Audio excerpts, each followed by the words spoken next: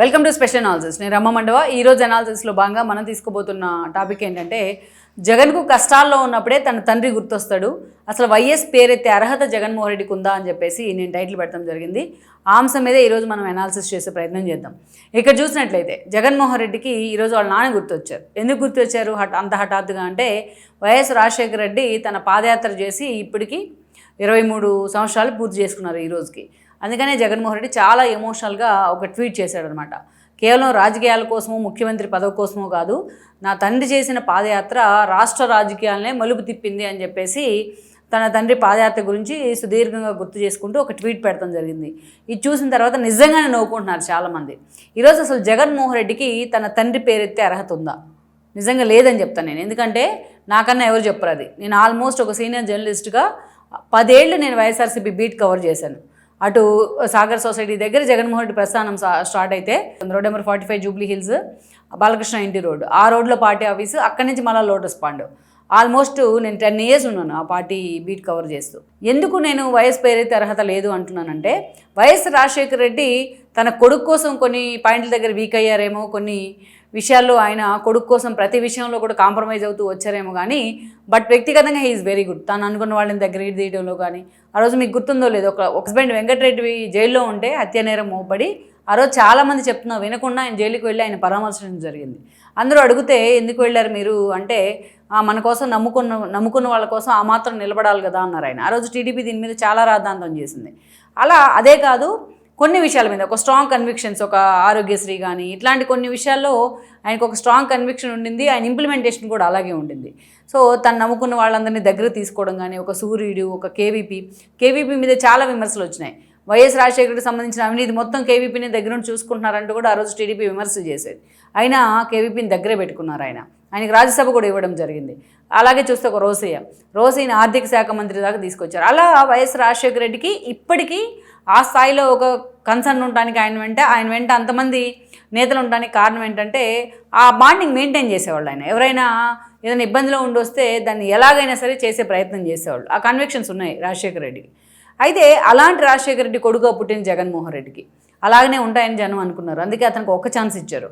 ఒక్క ఛాన్స్ ఇస్తే వైఎస్ రాజశేఖర రెడ్డి లాగే పరిపాలన చేస్తాడనుకుంటే, వైఎస్ రాజశేఖర రెడ్డి లాగే జనం మీద ప్రేమ ఉంటుందనుకుంటే కంప్లీట్ దానికి ఉల్టా చేసేసాడు. సరే, అది మనం ఎన్నోసార్లు చెప్పుకున్నాం. కానీ ఈరోజు జగన్మోహన్ రెడ్డి వైఎస్ పేరు తీస్తూ ఉన్నాడు. తాను కష్టాల్లో ఉన్నప్పుడు మాత్రమే ఆయన వైఎస్ రాజశేఖర రెడ్డి పేరు తీస్తూ ఉంటారు. తాను కష్టాల్లో ఉన్నప్పుడు మాత్రమే తనకి జగన్మోహన్ రెడ్డికి తన తండ్రి గుర్తొస్తూ ఉంటారు. ఈరోజు మావిగన్ పేరుతో రాష్ట్రాన్ని అతలాకుతలం చేశారు. ఒక 2-3 రోజుల్లోనే రాష్ట్రం అంతా అసలు ఏం జరుగుతుందో కూడా అర్థం కాని పరిస్థితి. ఒకవైపు దాన్ని డైవర్ట్ చేయడానికే రాధాకృష్ణ మీదకి పోయారు, ఆంధ్రజ్యోతి సంస్థల అధినేత రాధాకృష్ణ మీదకి. దాన్ని డైవర్ట్ చేయడానికి ఈరోజు రోజా లాంటి వాళ్ళని ముందు పెట్టి బూతులు మాట్లాడిస్తూ ఉన్నారు. ఇంత దారుణంగా పరిస్థితి ఉండింది ఈరోజు రాష్ట్రంలో. ఒకవైపు అమరావతి గెజెట్ నోటిఫికేషన్ వచ్చింది అన్న సంతోషంలో రైతులుంటే, మావిగా నేను వస్తే మళ్ళీ అమరావతిని మార్చేస్తాను అంటూ వాళ్ళకి కనీసం ఆ సంతోషం కూడా లేకుండా చేస్తున్నారు జగన్మోహన్ రెడ్డి. అలాంటి జగన్మోహన్ రెడ్డికి అసలు వైఎస్ పేరెత్తే అర్హత ఉందా అంటే లేదనే చెప్తాను నేను. ఎందుకు లేదు?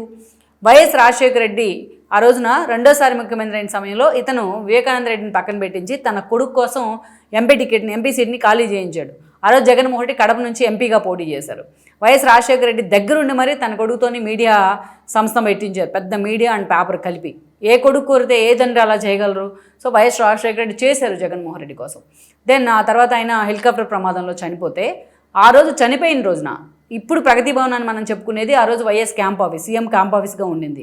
అక్కడికి ఆల్మోస్ట్ ఒక రోజంతా అక్కడ వర్షం పడుతూ ఉంది, పౌరాలగుట్ట మీద ఫ్లైట్ క్రాష్ అయింది, శరీర భాగాలన్నీ కూడా ముక్కలు అయిపోయినాయి ఎవరో తెలియకుండా. వీఆర్ ద విట్నెస్ దేర్ అప్పుడు.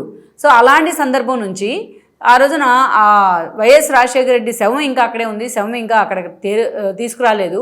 అప్పుడున్న పరిస్థితుల్లో జగన్మోహన్ రెడ్డి కొంతమంది కాంగ్రెస్ నేతలు, తను ఫాలో అయ్యేవాళ్ళు, తన తండ్రి అన్నయ్యలు కొంతమందిని బుజ్జగించి వీళ్ళందరూ కలిసి చిరంజీవి దగ్గరికి వెళ్ళారు. వాళ్ళ ఇంటికి వెళ్ళారు, పార్టీ ఆఫీస్కి కూడా కాదు, ప్రజారాజ్యం పార్టీ ఆఫీస్కి. చిరంజీవి ఇంటికి వెళ్ళారు వీళ్ళు సంతకాల సేకరణ కోసం, శైలజానాథ్ వీళ్ళంతా. జగన్మోహన్ రెడ్డి గుర్తుందో లేదో, అంటే జగన్మోహన్ రెడ్డి తెలియకుండానే తనను ముఖ్యమంత్రి చేయాలని చెప్పి సంతకాల సేకరణ జరిగిందా? తండ్రి శవాన్ని ఎవడైనా అక్కడ పెట్టుకొని ఎవడైనా సంతకాల సేకరణ చేస్తారా? కనీసం తండ్రి శవాన్ని చూస్తుంటే అంత ప్యాథటిక్గా ఉంటుంది, ఒకవైపు తల్లి ఒకవైపు చెల్లి. అది జరిగింది. అంటే తండ్రి చావుతోనే జగన్మోహన్ రెడ్డి రాజకీయ ప్రస్థానం స్టార్ట్ అయిందని చెప్తాను నేను ఎప్పుడు కూడా. అది స్టార్ట్ అయింది. సరే, అది అయిపోయింది కదా. ఆ రోజు జూపూడి ఫస్ట్ టైం జూపూడి ప్రభాకర్, ఆ తర్వాత అంబటి రాంబాబు వీళ్ళు బయటకు వచ్చి మీడియాతో మాట్లాడుతూ వైఎస్ని అలా తీసుకెళ్లారో లేదో వీళ్ళు మీడియాతో మాట్లాడుతూ వైఎస్ రాజశేఖర రెడ్డి మరణం మీద మాకు అనుమానాలు ఉన్నాయని చెప్పడం జరిగింది. తర్వాత జగన్మోహన్ రెడ్డి కూడా మాట్లాడారు ఇదే అంశం మీద. ఎప్పుడైతే జగన్మోహన్ రెడ్డి రిలయన్స్ ఉంది దీని వెనక అని చెప్పారో, చంద్రబాబు నాయుడు ఉంది అని చెప్పారో, రాష్ట్ర వ్యాప్తంగా ఉన్న రిలయన్స్ అవుట్లెట్ల మీద, రీటైల్స్ మీద అన్ని దాడులు జరిగాయి. అప్పట్లో కొన్ని ఛానల్స్, కొంతమంది మీడియా అధిపతులు, కొంతమంది జర్నలిస్టులు కూడా ఈ కేసులను ఎదుర్కొన్నారు. లైక్ ఇప్పుడు ఎన్ఎస్యుఐ స్టేట్ ప్రెసిడెంట్గా ఉన్నారు ఇప్పుడు మహబూబ్ నగర్కి చెందిన వంశీ. ఆ వంశీ కూడా ఆ రోజు కేసులు ఎదుర్కోవడం జరిగింది జగన్మోహన్ రెడ్డి మాటలు నమ్మి. మరి దానికే కట్టుబడి ఉండాలి కదా. ఎవరైనా మన తండ్రిని, మన ఇంటి పక్క వాళ్ళని ఎవరైనా సరే ఏదైనా ఇష్యూలో ఒక మాట అంటేనే మనం తీసుకోలేం కదా. అలాంటిది తన తండ్రి చనిపోయాడు, తన తండ్రి చావు కారణం వేరే వాళ్ళు ఎవరో అని జగన్మోహన్ రెడ్డికి తెలుసుంటే ఎవరికైనా రక్తం మరగదా? కానీ జగన్మోహన్ రెడ్డి 2014లో వన్స్ ఆ ఎన్నికల్లో ఓడిపోయిన తర్వాత జనరల్ ఎలక్షన్స్లో ఎక్కడ వైఎస్ రాజశేఖర రెడ్డి చావు అనే అంశాన్ని తీసుకురాలా. ఈవెన్ విజయమ్మ, షర్మిల కూడా ఆ ఎన్నికల్లో ప్రచారం చేశారు కానీ ఆ తర్వాత అసలు ఆ మాటే మాట్లాడలేదు. సరే, అది పక్కన పెడదాం. వైఎస్ రాజశేఖర రెడ్డి పేరు పెట్టి ఆ పార్టీని పెట్టాడు ఆయన, వైఎస్ఆర్సీపీ అని చెప్పేసి. శివకుమార్ లాంటి తెలంగాణకు చెందిన వ్యక్తి శివకుమార్ ఆయన దగ్గర ఉంటే ఆయన దగ్గర నుంచి ఈయన పార్టీని టేక్ ఓవర్ చేసుకున్నారు. ఆ శివకుమార్ని గాలికి వదిలేశారు, అది వేరే విషయం అనుకోండి. దెన్ జగన్మోహన్ రెడ్డి ఆ పార్టీ పేరు పెట్టి 2019 ఎన్నికలకు ముందు నవరత్నాల పేరుతోని తన పార్టీ ఫ్లాగ్లో, ఆ నవరత్నాల్లో ఎక్కడ చూసినా వైఎస్ రాజశేఖర రెడ్డి బొమ్మలే కనిపించేవి. అంతేకాదు జగన్మోహన్ రెడ్డి ఎక్కడికి వెళ్ళినా పాదయాత్రలో తన తండ్రి విగ్రహాన్ని అన్వీల్ చేస్తూ ఉండేవాడు. ఊరికో విగ్రహం పెట్టించారు, ఎక్కడికి వెళ్ళినా ఎంత వివాదాలు అవుతున్నా, రోడ్డు మధ్యలో ట్రాఫిక్ ఇబ్బందులు కలిగిస్తే కూడా పెట్టించిన సందర్భాలు ఉన్నాయి. తన తండ్రి కోసమే నేను కాంగ్రెస్ని వదిలిపెడుతున్నా, నా తండ్రి చనిపోతే ఆయన కోసం చాలామంది చనిపోయారు, ఆ ఫ్యామిలీని పరామర్శించడానికి నేను వెళ్తాను ఓదార్పు పేరుతో అంటే సోనియా గాంధీ వద్దంటున్నారు అని చెప్పి తనను తాను సోనియా గాంధీని ఎదిరించిన మనగాడుగా, కాంగ్రెస్ని ఎదిరించిన మగాడుగా ఆ రోజు పోర్ట్రేట్ చేసుకునే ప్రయత్నం చేశారు. అంటే అడుగడుగున వైఎస్ రాజశేఖర రెడ్డి పేరు వాడుకున్నారు, అడుగడుగున వైఎస్ రాజశేఖర రెడ్డి బ్రాండ్ను ఉపయోగించుకున్నాడు, అడుగడుగున రాజశేఖర రెడ్డి నామస్మరణ చేస్తూ ఉండేది ఆ పార్టీ. 2019 ఎన్నికల్లో కేవలం అలాంటి సెంటిమెంట్స్తోనే అధికారంలోకి వచ్చారు. సరే, ప్రతిపక్షంలో ఉంటే ఆ అథారిటీ ఉండదనుకోవచ్చు. మీరు అధికారంలోకి వచ్చిన తర్వాత ప్రభుత్వం మీ చేతిలో ఉంది కదా. మీ తండ్రి మరణం వెనకాల నిజంగా అంత కాన్స్పిరసీ ఉంటే, అంత కుట్రుంటే మీరెందుకు దానికి ఎంక్వైరీ అడగలేదు? ఎదురుగా బాబాయిని చంపేస్తేనే ఆ సిబిఐ అడిగి మళ్ళీ దాన్ని వెనక్కి తీసుకున్నారు మీరు. కానీ ఇదే వైఎస్ రాజశేఖర రెడ్డి మీద, ఆయన మరణం మీద అనుమానం ఉందన్నప్పుడు మీరు కనీసం ఎంక్వైరీ కాల్ ఫర్ చేయాల్సింది. అది లేదు మీ వైపు నుంచి. అదే రిలయన్స్ సంస్థల మీద మీరు దాడి చేయించారు, అదే రిలయన్స్ చెందిన పరిమళనత్వాన్ని తీసుకొచ్చి రాజ్యసభ ఇచ్చారు. ఎలా ఇచ్చారు అంటే మీరే ఉన్నారా ఆ కుట్ర వెనుక? అలా అనుకోవాల్సి వస్తుంది మరి జనం. ఇదే మీరు సిబిఐ కన్సర్న్ వెనక్కి తీసుకున్నా సరే, ఏదైతే మీ బాబాయ్ హత్య విషయంలో పాపం వాళ్ళ కూతురైన సునీత ఇప్పటికీ దాని మీద పోరాటం చేస్తూనే ఉంది. తాను బాధితురాలైనా సరే నన్ను టార్గెట్ చేస్తున్నారు, నిందితురాలుగా చేరుస్తున్నారని ఒకవైపు కన్నీళ్లు పెట్టుకుంటానే ఎక్కే గడప దిగే గడప తేడా లేకుండా అల్లుపేరని పోరాటం చేస్తూ ఉంది సునీత. మరి ఆమెకి మీకు ఇదే కదా తేడా. తన తండ్రిని అత్యంత దారుణంగా చంపారు అని ఆమె తెలిసిన తర్వాత ఈరోజు ఆమెకు నిజంగానే బ్లడ్ బాయిల్ అవుతుంది కడప బిడ్డగా. మీకు ఆ రోషం లేదా? అంటే మీ తండ్రిని చంపేస్తారు అని చెప్పేసి మీరు ఎన్నికల కోసం దాన్ని ఉపయోగించుకుంటారు, ముఖ్యమంత్రి కావడానికి ఆయన పేరుతో సంతకాలు సేకరణ చేస్తారు, ఆయన బ్రాండ్ను ఉపయోగించుకుంటారు. కానీ మీరు మాత్రం వైఎస్ రాజశేఖర రెడ్డి ఆశయాలను ఒక్కడు కూడా ముందు తీసుకెళ్లే ప్రయత్నం చేయరు. సరే, 5 ఏళ్ల పాటు జనం కూడా అదే అనుకున్నారు, పొరపాటు పడ్డారు పాపం. జనం ఒక ఛాన్స్ చూసేశారు మిమ్మల్ని. చూసిన తర్వాత ఈరోజు మీరు ఏం చేస్తూ ఉన్నారు? విజయం అయితే వైఎస్ రాజశేఖర రెడ్డి భార్య కదా, మీ తల్లి కన్నా ముందు వైఎస్ రాజశేఖర రెడ్డి భార్య కదా, మీతో పాటే రక్త సంబంధికురాలు కదా షర్మిల మీ చెల్లి. వాళ్ళని ఎక్కడ ఉంచారు ఈరోజు మీరు? వాళ్ళ మీద కేసులు పెట్టారు, వాళ్ళ మీద ఎన్సీఎల్టీకి వెళ్ళారు. సరే, అందరితో నాగేరా? షర్మిల క్యారెక్టర్ అసోసియేషన్ చేయించారు మీరు, మీ సొంత చెల్లిని క్యారెక్టర్ అసోసియేషన్ చేయించారు మీరు. అంతకన్నా దౌర్భాగ్యం ఏదైనా ఉంటుందా? అంటే వైఎస్ ఎంతో ముద్దులు పెట్టుగా పెంచుకున్నారా అని ఆ స్థాయిలో మీ చెల్లెలు మీరు టార్గెట్ చేస్తున్నారంటే మీ బ్లడ్ని, మీ రక్తాన్ని మీరు అవమానించినట్టు కదా. ఈరోజు అందరితో ఆగారా? వర్రా రవీంద్ర అతను పెట్టిన ఒక కామెంట్ చూసిన తర్వాత ఎందుకు జర్నలిజంలో ఉన్నానా అనిపిస్తుంది నాకు.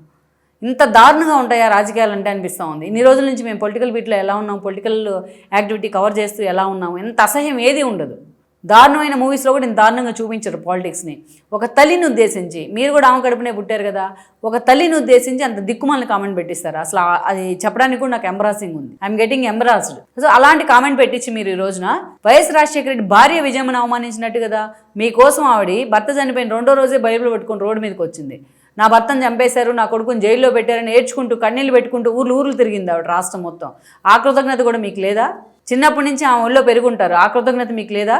చిన్నప్పటి నుంచి ఆమె మిమ్మల్ని ఎలా పెంచి ఉంటుంది అది కూడా లేదు మీకు, ఆ గ్రాటిట్యూడ్ కూడా లేదు. ఆమె క్యారెక్టర్ని అసాసినేషన్ చేసేలాగా ఇప్పుడు షర్మిలాని టార్గెట్ చేసే క్రమంలో ఆమె క్యారెక్టర్ని కూడా మీరు అసాసినేషన్ చేస్తున్నారు. మీరు కూడా ఆమెకు పుట్టినోళ్ళే కదా. ఎంత దారుణంగా మరి ఇవన్నీ వైఎస్ రాజశేఖర రెడ్డి పరువు తీయటం కదా. మీరు సంపాదించిన దాంట్లో షర్మిలాకి ఇవ్వాల్సింది ఎంత? గోరంతా. చక్కగా కూర్చోబెట్టుకుని ఇచ్చి మళ్ళీ అధికారంలోకి వస్తే మనం ఏదో ఒక పదవి ఇద్దామమ్మా అని చెప్తే అసలు ఈ న్యూసెన్స్ అంతా ఉండకపోతుంది కదా ఇన్ని సంవత్సరాల్లో. మీ భార్య మాటలు వింటున్నారా? మీకు ఓన్గా ఇలా వస్తుందా? వైఎస్ రాజశేఖర రెడ్డి పేరుని మీరు ఏ స్థాయిలో బదనాం చేయాలో ఆ స్థాయిలో బదనాం చేశారు. కుమిలిపోతున్నారు ఈరోజు వైఎస్ రాజశేఖర రెడ్డి ఫాలోయర్స్. ఒక సాయి ప్రతాప్ లాంటి వాళ్ళు కానీ, ఒక కేవీపీ లాంటి వాళ్ళు కానీ, ఒక ఉండవల్లి లాంటి వాళ్ళు కానీ మీరు చేస్తున్న పనులు కుమిలిపోతూ ఉన్నారు. ఈరోజు విజయమ్మ కన్నీళ్ళు పెట్టుకుంటే ఆమెను ఓదార్చే వాళ్ళు ఎవరు? సో ఆయన భార్యనే మీరు టార్గెట్ చేస్తూ ఉన్నారు. వాళ్ళిద్దరూ లేనిదే మీరు లేరు. కానీ అలాంటి మీరు ఈరోజు వైఎస్ రాజశేఖర రెడ్డి పేరు తెస్తూ ఉంటే జనం నవ్వుకుంటా ఉన్నారు. ఒక పక్క తల్లిని చెల్లిని రోడ్డును పడేసి తండ్రి పేరును రోడ్డుకి ఈడ్చిన తర్వాత ఈరోజు మీరు మళ్ళీ వైఎస్ రాజశేఖర రెడ్డి అని మాట్లాడుతూ ఉంటే కనీసం మీరు అధికారంలోకి వచ్చిన తర్వాత అసలు ఆ పేరే ఎక్కడ వినిపించలేదు. అన్ని చోట్ల పథకాల్లో సహా ఆయన పేరు తీసేసి మీ పేరే పెట్టేసుకున్నారు. వైఎస్ అనే పేరు కనిపించకుండా చేశారు. సో అలాంటిది ఇప్పుడు మీరు వైఎస్ రాజశేఖర రెడ్డి గురించి ఆయన పాదయాత్ర గురించి మాట్లాడితే జనం నిజంగానే నవ్వుతూ ఉన్నారు. ముందు ఇంట్లో సమస్యలను కరెక్ట్ చేసి మీరు పరువు తీస్తుంది ఎవరిది? పార్టీ పరువో లేకపోతే మీ పరువుగా తీసుకుంటుంది. మీ నాన్న పరువు తీసే ప్రయత్నం చేస్తున్నారు. అందుకే ఆయన ఫ్యాన్స్ కుమిలిపోతూ ఉన్నారు ఈ రోజున. మీకు చెప్పలేకపోతూ ఉన్నారు చాలామంది. ముందు దాన్ని కరెక్ట్ చేసుకునే ప్రయత్నం చేసిన తర్వాత అప్పుడు మీ నాన్న గురించి, మీ నాన్న ఆత్మ గురించి మాట్లాడితే బెటర్.